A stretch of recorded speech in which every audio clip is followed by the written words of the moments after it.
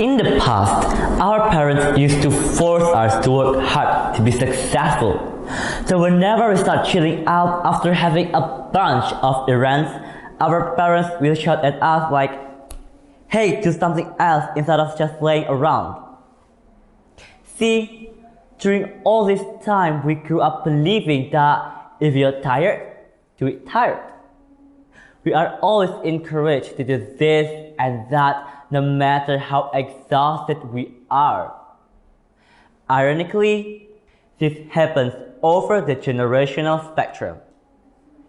Assalamualaikum warahmatullahi wabarakatuh. Hi, I am Fadil Muhammad from SMA Progresif Bumi Shalawat. Today, I'm going to talk about toxic productivity, an issue that probably relates to most of us.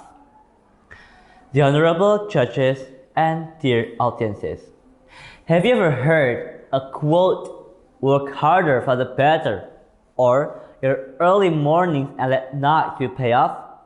If so, be careful. Those sayings may refer to toxic productivity.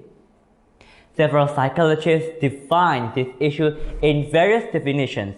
However, all of them show a connecting line which indicates that toxic productivity is a constant desire to be productive at any circumstances. Many people are trapped and consider this as a positive thing, but actually, it is not.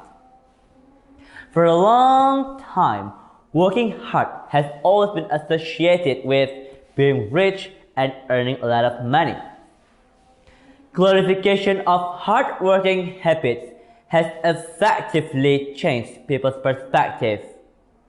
Not only through quotes, but generations before us and influencers also glamorize this hustle culture.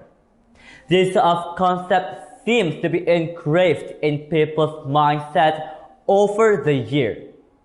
Putting much effort to achieve something is not bad, but too much of it is not good, especially when we take things and people that we love for granted. Let me illustrate my point of view. Imagine we work from 8 to 8 just to gain more money and wish that it could fuel our happiness. We neglect our rest time and we abandon our family.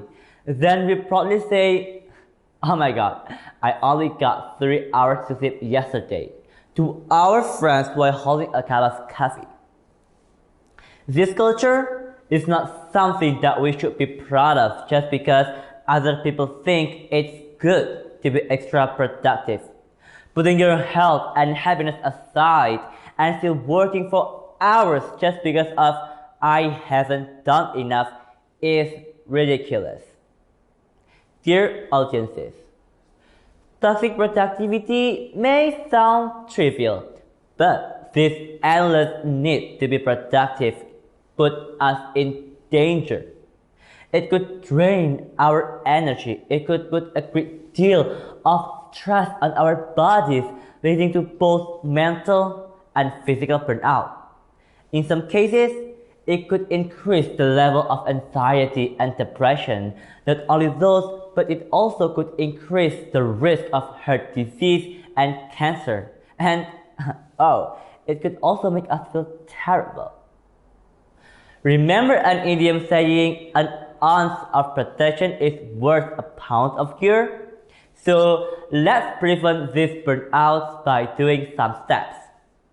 First, know what your goal is. Some people do not know what they're going to achieve, but they'll still make themselves busy. What is it for? It's such a waste of time. You have to make a list of goals so that you know what you're doing and you know what you're trying to achieve. Second, become aware. Self-awareness is the key to master psychological health. The lack of it could lead to toxic behavior. A person that is emotionally self-aware recognizes how their feelings affect it and their job performances. And lastly, know your limits.